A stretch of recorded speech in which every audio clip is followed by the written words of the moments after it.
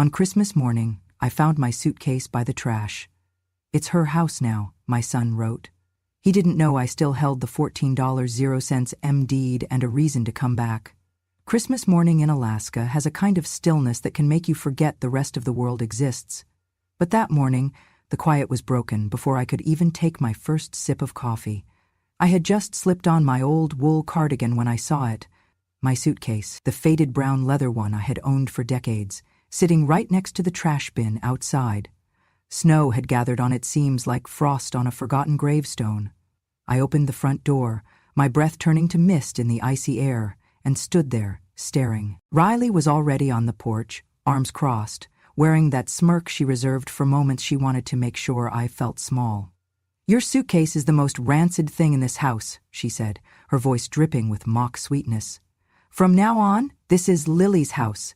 You should take that and disappear." My eyes flicked from her to Matt, who was leaning against the doorframe behind her, hands in his pockets like he was doing me some kind of favor just by standing there. "You know, Mom," he said casually, "Lily wants you out. I'm just respecting her wishes."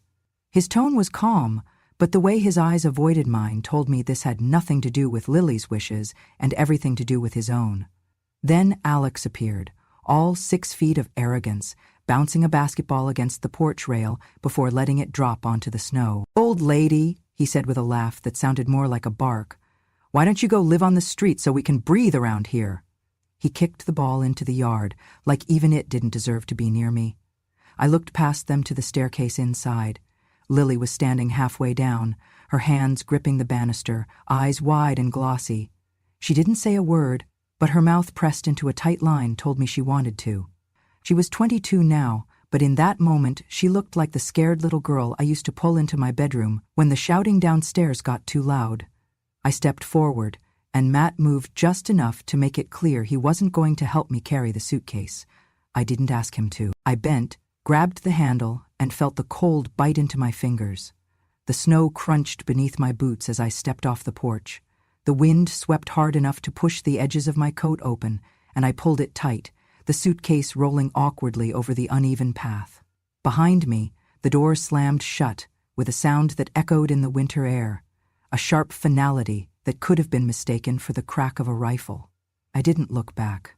I knew if I did, I'd see Riley leaning against the frame, satisfied, Matt disappearing into the kitchen like this was just another chore he'd checked off, and Alex probably still laughing. I walked toward the road, my breath fogging in front of me, the snowflakes landing on my cheeks, stinging like tiny pinpricks. The cold was deep, but not as deep as the hollowness in my chest. They thought this was the end of me. They thought throwing me out on Christmas morning would be the last chapter of my life. They had no idea that I still held the one thing that could shatter every lie they'd built, the $14 million 0-cents deed to the house they stood in, and something else far more dangerous, the truth. And I wasn't done with them yet. I have lived long enough to know that cruelty rarely blooms overnight. It grows quietly, in the shade, watered by ego and entitlement. Matt had been that way since he was a boy, proud, headstrong, convinced the world should bend to him.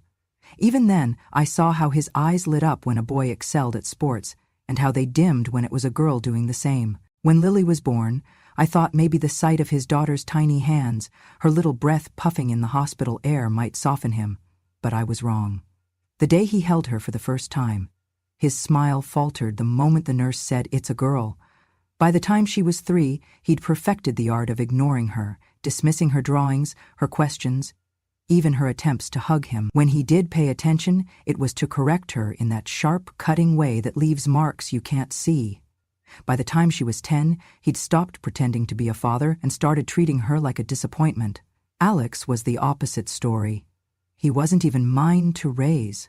But Matt doted on him like he was a prince. He excused every tantrum, defended every mistake, even when Alex's behavior crossed the line into outright cruelty. From the time he could walk, Alex had a smirk that told you he believed he was untouchable. When Lily was grounded for talking back, Alex could hurl a toy at my head and be rewarded with ice cream. He learned early that respect was optional, especially toward me. "She's old, she won't remember," he'd say right in front of me, and Matt would laugh. Years earlier, before Riley had fully woven herself into our lives, Matt's bad investments left him with nothing. I had the means to help. Not much, but enough. I signed papers making Lily and me co-owners of the house, a safety net so there would always be a place for her. At the time, Matt thanked me, said I was saving the family. But gratitude has a short life in some people. All those years, I kept a single envelope hidden in the locked box beneath my bed. Inside was the truth that could rip Matt's entire world apart. The DNA test results from decades ago, proving he was not my biological son.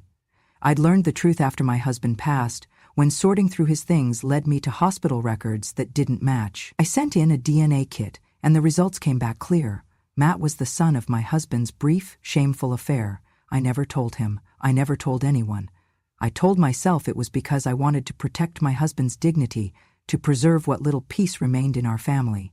But part of me also hoped that if I just kept loving Matt as if he were truly my own, he might grow into a man who deserved that love. I thought my silence was mercy. Mercy, it turns out, is wasted on those who mistake it for weakness. It was the night before Christmas Eve, the house filled with the smell of roast meat and spiced cider, the kind of warm holiday air that fools outsiders into thinking a family is happy. I had spent weeks knitting scarves for everyone, using leftover yarn I'd saved from years gone by. My fingers had worked late into the night, each stitch carrying the quiet hope that maybe, just maybe, they'd see the love behind it.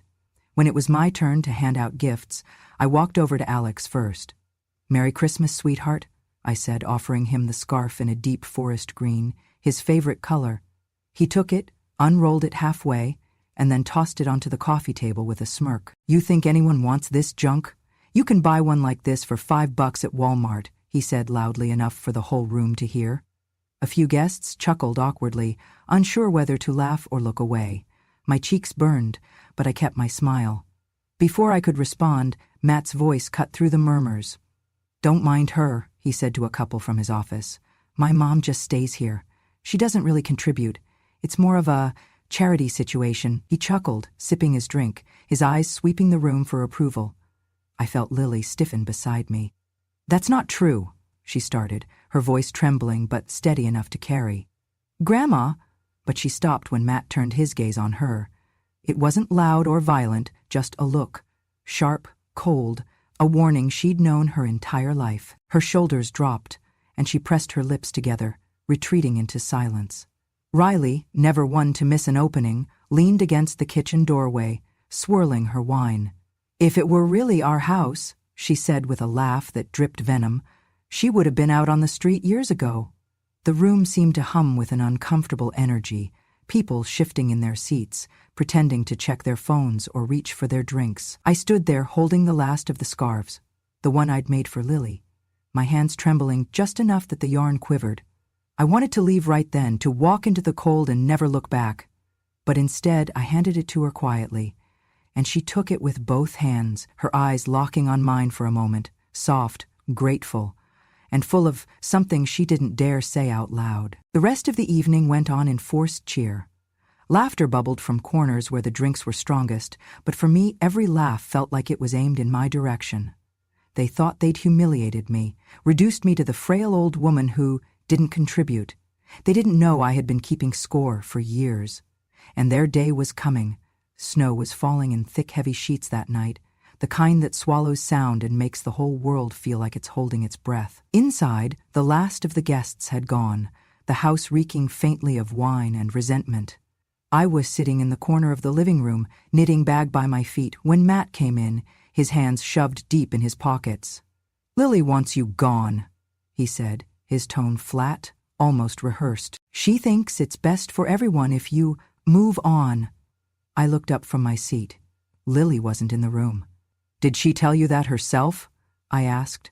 Matt's jaw tightened, but he didn't answer my question. Instead, he stepped closer, lowering his voice. "Let's not make this harder than it has to be, Mom. You've been here long enough." Riley appeared in the doorway behind him, sipping from a mug and smiling, like she was watching her favorite soap opera. "We already moved your suitcase," she said lightly. "By the trash. Thought we'd save you the trouble." I stood, reaching for my coat. "On Christmas Eve?" I asked. Better than Christmas morning, Matt replied. His eyes flickered toward the door, a silent signal for me to go. I bent to pick up my knitting bag, and that's when Alex came down the hall, dribbling a basketball across the polished floorboards. He stopped right in front of me, grinned, and then bounced the ball hard against my shin. The sting shot up my leg. "Hurry up, Grandma," he said. "Street's not going to shovel itself." Riley laughed, not even pretending to hide it. I straightened slowly, looking at each of them in turn. Matt's impatience, Riley's amusement, Alex's smugness. They were so sure this was the end of me. I pulled on my coat, wrapped my scarf, and wheeled my suitcase toward the front door. The wind outside howled against the frame, rattling it like impatient knuckles. I stepped into the storm, the snow blinding and bitter cold on my cheeks. The suitcase's wheels dragged in the drift, but I kept moving, one step after another. Behind me, I heard the door close, not slammed, not thrown, but shut with a quiet certainty, like a seal pressed into wax. They thought they had cast me out into nothing, but I walked into that storm with my spine straight, the cold air filling my lungs, my hand gripping the handle of the suitcase that carried more than clothes. I still had the deed. I still had the truth. And I was done protecting them. The courthouse was warm, almost stifling, but my hands were ice-cold around the leather folder I had carried in with me. The judge's bench loomed above us, the wood polished to a mirror sheen, the state seal glinting in the light. Matt sat at the opposing table, in a dark suit that did nothing to hide the tension in his shoulders. Riley was beside him, looking bored, and Alex slouched in the row behind them, chewing gum like it was a joke. Lily sat next to me, her hands folded tight in her lap, her eyes fixed on the floor. When the judge called our case, I rose slowly, my knees protesting, but my back straight. "Your Honor," I began, "I am here to establish the truth and to protect my granddaughter." I laid the first document on the evidence table, the co-ownership deed. This house was never solely Matt's. 5 years ago, I signed as co-owner with Lily to keep a roof over all of our heads when Matt's debts nearly took it away. Without my signature, he would have lost it then. The second folder I placed down contained photographs and written statements. Lily's bruises, the reports she was too afraid to file at the time. "This," I said, my voice tightening, "is the evidence of the harm Matt has caused his daughter. Physical, emotional, and deliberate. This is why she asked for my help." The third envelope was heavier, its contents rattling slightly as I set it down. "And this," I said, locking eyes with Matt, "is the DNA result I have kept hidden for decades. Matt is not my biological son. My late husband fathered him during an affair. I have known this for years, but I chose silence, for his sake, for my husband's memory. That silence ends today." A murmur rippled through the courtroom, the kind that carries disbelief and gossip in equal measure. Matt's face darkened, his fists clenching on the table.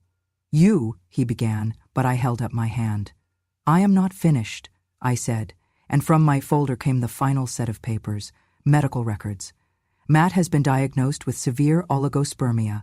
In plain terms, he cannot father children naturally, which means Alex is not his biological son either. The silence that followed was absolute. Even the judge sat back slightly, letting the weight of it settle. Riley's eyes darted to Matt, then away, her lips pressing into a thin line. Alex straightened in his seat, confusion replacing his usual smirk. Matt surged to his feet, pointing at me. "You planned this. You waited all these years just to stab me in the back." His voice cracked with rage, echoing off the walls. "No," I said, my tone calm but unyielding. "I waited because I hoped you might grow into a man worth protecting. But instead, you used every ounce of my patience to sharpen your cruelty. You hurt your daughter. You humiliated me. You built your life on lies. Now the truth is here, and it is not leaving this room." The judge banged the gavel, calling for order, but I didn't need to say more. My evidence sat on the table, unshakable. And for the first time in decades, Matt had nothing to stand on. Matt was still standing, his face flushed a dangerous shade of red, when I turned slightly toward him and let my voice cut through the courtroom's hum. "Matt," I said, each syllable deliberate, "are you certain Alex is yours?" The words landed like a stone dropped into still water. Riley's head snapped toward me, her eyes narrowing, the color draining from her face. Matt froze, his mouth opening but no sound coming out. From my folder, I pulled a printed stack of text messages, every one of them dated, every one of them preserved exactly as they appeared. I handed them to the bailiff, who delivered them to the judge. "These," I said, "are messages between Riley and a man named Cole Henderson. They date back 18 years. In them, Riley speaks about being pregnant and how she hopes Matt won't question the timing." The judge scanned a few lines before looking over his glasses at Matt. Riley shifted in her seat, her hands gripping the edge of the table so tightly, her knuckles blanched. I kept my eyes on Matt. "You see? You have been so eager to shame and discard me, to accuse me of betrayal, but the truth is, you have been raising another man's child while mistreating the daughter who has always been yours, in every way but blood." Alex shot to his feet, his voice loud and raw. "You're a damned liar. You're nothing but a bitter old witch who wants to wreck our family." His words dripped with the same arrogance he'd learned from Matt. I didn't flinch. My voice was quiet, but it carried to every corner of the room. "You were never my family, Alex. And you were never his either." A collective gasp rose from the benches. Riley turned her gaze toward the wall, avoiding both Matt's eyes and Alex's. Matt's expression shifted from rage to something darker. Humiliation, confusion, the bitter taste of being deceived in the same way he had deceived others for years. The irony hung heavy in the air, a poetic symmetry no one could ignore. I simply folded my hands and let the silence speak for me. The judgment came down faster than even I expected. The gavel struck once, sharp and final, and the house, the one I had co-owned, the one they had thrown me out of, was legally mine and Lily's. Matt's name was stripped from it like old paint. His custody over Lily was gone, his record now bearing the ugly stain of domestic abuse. I thought that would be the end of it, but life has a way of cutting deeper. 2 weeks later, the phone rang. It was a neighbor, her voice low, almost conspiratorial. "Nora, you'd better sit down. Riley's gone. She took Alex and all the money from Matt's accounts. The police are looking for her." I didn't need to ask with whom she had run. Cole Henderson's name flashed in my mind, along with every smug little lie Riley had told over the years. When I arrived at the house to collect my things, Matt was there, but he wasn't the man who had sneered at me on Christmas Eve. He was sitting on the front step in the snow, coat unbuttoned, hair uncombed, a duffel bag at his feet. His eyes were hollow. "She took everything," he said when he saw me. His voice was hoarse. "The money, the car, Alex, I don't even know where they are." I walked past him toward the door, the new keys warm in my hand. "You still have the roof over your head for now, but not for long." That's when he dropped to his knees, right there in the snow. "Mom, please, let me stay. I have nowhere else to go." His hands were outstretched, shaking. I turned to face him fully, feeling none of the pity he might have hoped for. "You were never my son, Matt, and even if you had been, blood doesn't excuse what you've done. Blood doesn't erase cruelty. It doesn't absolve you of your choices." The wind gusted between us, carrying his shallow, panicked breaths. I stepped inside and closed the door, leaving him kneeling in the snow, exactly where he had left me. The wind outside was sharp and restless, rattling the bare branches like bones, as if winter itself was mocking him. I stood at the front window, my hands wrapped around a mug of cocoa, the steam curling into the air like soft ribbons. The mug was one Lily had painted for me last year, bright red cardinals perched on pine branches, a little uneven, but made with love. I had kept it because it was hers. Through the curtain of snow, a figure stumbled down the street. Matt. Even from here I could see the way the wind slapped at him, how his thin coat clung to his frame like a wet rag. His head was bowed, his steps uneven, stubborn rather than strong. He was passing the very spot where, one Christmas morning years ago, my suitcase had sat beside the trash. I remembered the weight of that suitcase, not just the clothes inside, but the finality of it. The knowledge that I had been discarded like garbage by my own flesh and blood. That day, I had walked away with nothing but my dignity and a vow I never spoke aloud. One day, I would decide who entered my home and who didn't. I didn't open the door. Behind me, Lily was stringing the last of the Christmas lights along the mantel, humming under her breath. Her laughter was soft, unguarded. The tree glowed in the corner, its ornaments catching the firelight, small wooden stars, tiny snowmen we'd painted ourselves in the years after I took her in. The house smelled of cinnamon and pine, not because it was grand or expensive, but because it was ours. Safe. Warm. I turned from the window, letting the snow swallow Matt from my sight. "This house," I said to Lily, my voice steady, "belongs to the people who know how to love it." She turned, her eyes bright in the glow, and stepped forward to hug me. Her cheek pressed against my shoulder, and for a moment I felt the smallness of her again, the child who once looked at me for safety. Outside, the wind howled. Inside, the lights bathed the room in gold. I knew Matt would keep walking until the snow buried his footprints. He would pass the diner at the corner, its windows fogged with other people's warmth, and maybe, for the first time, he would understand what it was to be on the outside of a life you thought you owned. The storm could rage all it wanted, but it couldn't touch what we had in here. This was our home now. Not his, not Riley's, not Alex's. Just mine and Lily's.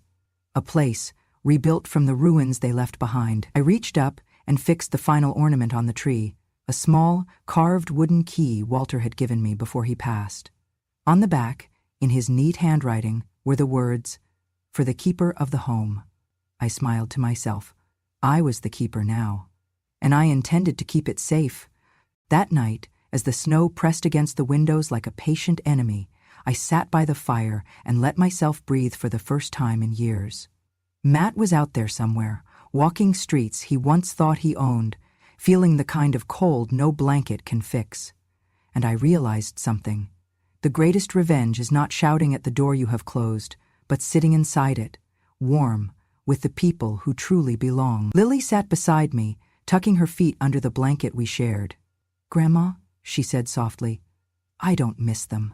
I smiled, brushing a strand of hair from her face. "Neither do I answered. Outside, the wind carried away the last echoes of their cruelty, leaving only silence, not emptiness, peace. That winter was the last time Matt ever stood on my street. Months passed, and life began to grow in the spaces they had once poisoned. Seasons turned quietly, each one stitching a little more light into our lives, until the day came when the snow finally melted and the air smelled of lilacs again. 2 years later, winter had given way to spring, and the air smelled of thawed earth and blooming lilacs. The little church in town had been dressed in white ribbons and fresh flowers, the pews polished until they gleamed. It was Lily's wedding day. That morning, she had come into my room in her gown, ivory lace that shimmered when it caught the light. She carried herself with the quiet confidence of someone who had survived more than her share of storms. In her hair, just above the veil, was the brooch I had worn on my own wedding day. "You'll be in the front row," she told me, her voice firm. "You've been my mother in every way that matters. I want you to be the first person I see when I walk in." The words caught in my chest, and for a moment I couldn't speak. I only nodded and took her hand, squeezing it once, memorizing the warmth. The guests filled the church, murmurs and laughter floating beneath the sound of the organ. Sunlight poured through the stained glass windows, scattering blues, greens, and reds across the floor. I sat in the front row, exactly where she wanted me. The music changed, and everyone rose. Lily appeared in the doorway, framed by the light. The veil softened her features, but her eyes were locked on mine. She smiled, steady, certain, and mouthed, "Thank you." And that was when I saw him. Matt stood at the back of the church, just inside the open doorway. His hands were shoved into his pockets, his shoulders hunched as though he was trying to make himself smaller. He wasn't invited. He had no right to be here. But there he was, watching. I had heard from a mutual acquaintance that he had been drifting from place to place, and I suppose word of Lily's wedding found him in whatever shadow he was calling home. For a moment, our eyes met. His were full of something I had never seen in him before.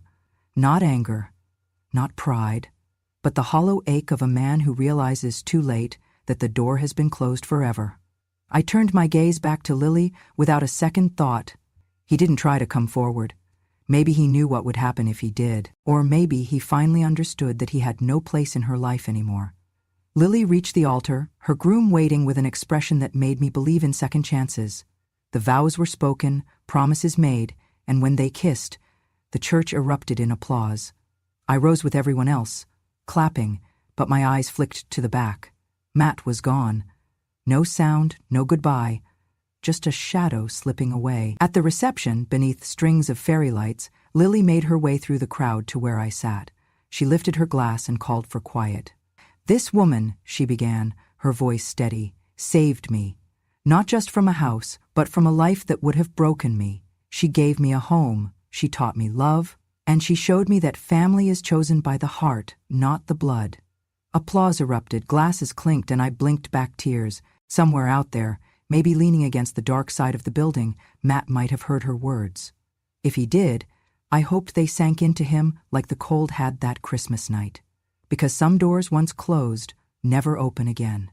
That night, after the guests had gone and the last lantern was blown out, Lily and I sat together under the stars. She leaned her head against mine, her wedding ring glinting in the moonlight. "You kept me safe," she whispered. "You kept me alive," I replied. And as the night settled around us, I realized something I hadn't before. Every storm I'd endured, every betrayal, every bitter word had led to this moment. A home, a daughter, and a future where the only people who walked through my door were the ones who deserved to. The years after Lily's wedding moved quietly, like pages turning in a book whose ending I had already chosen. The seasons in Alaska have their own rhythm. Long, cold winters that test your patience, and short, brilliant summers that reward it.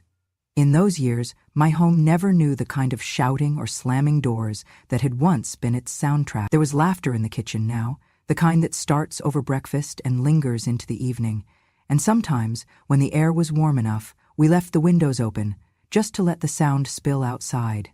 Lily and her husband Daniel lived nearby, but not so near that we tripped over each other's lives. Daniel was a quiet man, the kind who measured his words before he spoke, but when he looked at Lily there was nothing cautious in his expression, only the steady certainty of a man who knew what he had. I had liked him from the first handshake. It was late one October afternoon, the light slipping into that golden hour that makes even the frost look warm, when Lily knocked on my door. She didn't wait for me to answer, just pushed it open and stepped inside, her cheeks flushed from the cold. Daniel followed a step behind, carrying a paper bag that smelled faintly of fresh bread. I was setting 2 mugs of tea on the table when I noticed the way Lily's hands were folded over her stomach, almost protective, like she was holding something fragile. She didn't speak right away, and for a moment I thought she might be upset.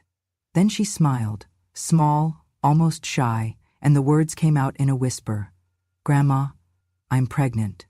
The mug in my hand nearly slipped, but I caught it just in time. The room seemed to shift, like the air itself had thickened. For a heartbeat, I saw her as she had been at 5 years old, standing in my kitchen in pajamas with little yellow ducks on them, asking me if I would still love her when she was big. I crossed the room in 2 steps and pulled her into my arms, feeling the warmth of her through her coat. "Oh, sweetheart," I said, my voice breaking just enough to betray me. I pulled back to look at her face, at the joy there, at the relief. "You're going to be a wonderful mother." Daniel set the bag on the counter and came to stand beside her, one hand resting lightly on her back. He didn't speak. He didn't need to. His eyes said it all. We sat together for hours that evening, talking about nothing and everything.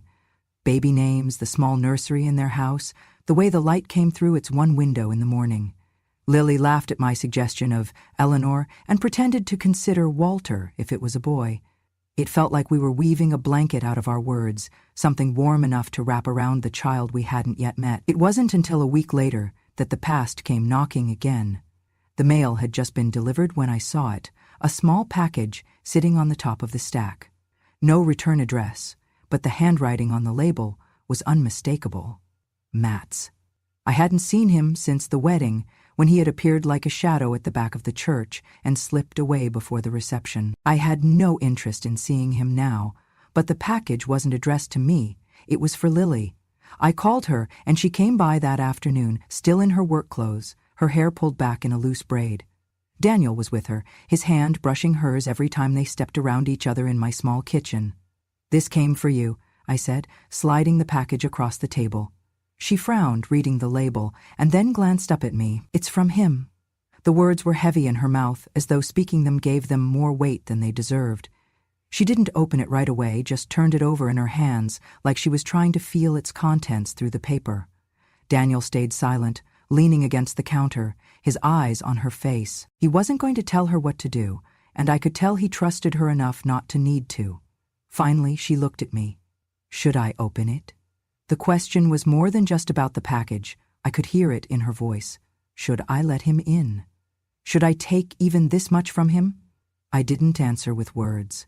Instead, I reached across the table and laid my hand gently over hers, then let it slide down to rest lightly on her stomach. She was only just starting to show, but I could feel the warmth there, the quiet promise of life. I met her eyes and smiled, not the polite kind you give to strangers, but the deep, steady smile that says, I see you, I know you, and I will always be on your side. Her eyes softened, and she set the package on the table without opening it. No, she said finally, he doesn't get to be part of this. Daniel moved then, crossing the room to stand beside her. He slipped his arm around her shoulders, his other hand resting briefly on mine. It was a small gesture, but in it was something unshakable. Gratitude, trust, love. We sat like that for a long moment, the three of us connected by something far stronger than the blood Matt had once used as his weapon. Later, after they had gone, I picked up the package and turned it over in my hands. Whatever was inside didn't matter, not anymore. I set it on the porch in the snow, and by morning it was gone. Maybe the wind took it. Maybe someone else did.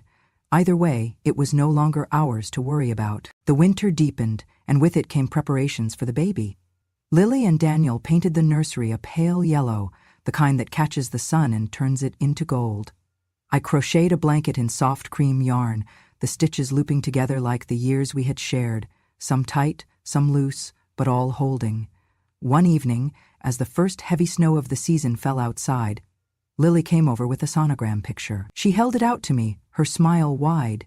"Meet your great-grandchild," she said. I took the photo in my hands, tracing the tiny, perfect curve with my thumb. "They have your nose," I said, and she laughed. That night, after they left, I sat by the fire with the picture on the table beside me. The shadows danced on the walls, and for the first time in decades, I felt like every part of my life, every wound, every betrayal, every storm, had led to this warmth, this peace. When the baby came in late spring, the world seemed to bloom all at once. The lilacs outside the church where Lily had been married opened on the same day, their scent spilling into the air like a blessing. In the hospital room, Lily lay propped against pillows, her hair damp with sweat, the baby swaddled in her arms. Daniel stood beside her, his hand resting protectively on her shoulder, his eyes never leaving her face. I stepped closer, my knees aching but steady. Lily looked up at me, her eyes bright. "Grandma," she whispered, "meet Eleanor Grace." I touched the baby's tiny hand, feeling the fingers curl instinctively around mine. "Hello, Eleanor," I said softly. "Welcome home." Matt never came to the hospital. I don't know if he even knew she had been born. But as I stood there, with Lily and Daniel and this perfect little life, I realized it didn't matter. He had chosen his absence long ago. We took Eleanor home 2 days later, and as I carried her into the house, I thought of the storm years before, the cold that had bitten into my bones as I dragged my suitcase through the snow. I thought of the slammed door, the laughter behind it. And then I looked around the room, at Lily, rocking her daughter, at Daniel unpacking tiny clothes, at the sunlight spilling across the floor, and I knew the truth. The storms had come and gone. The house was still ours. And now, there was another generation to love it. Matt could keep his packages, his apologies, his absence. We didn't need any of it. We had each other. And we had a future that would never belong to him. If you felt every sting of betrayal, every quiet victory, and every ounce of justice in my story, then you already know why I tell them. These aren't just tales, they're truths. I have lived long enough to learn that revenge doesn't always roar. It often arrives quietly, with the sound of a key turning in a lock that no one else can touch. So if you want to hear more true stories from a woman who has seen the worst of people and still found the best way to win, subscribe to Grandma True Stories. I have more to tell, and you don't want to miss what comes next.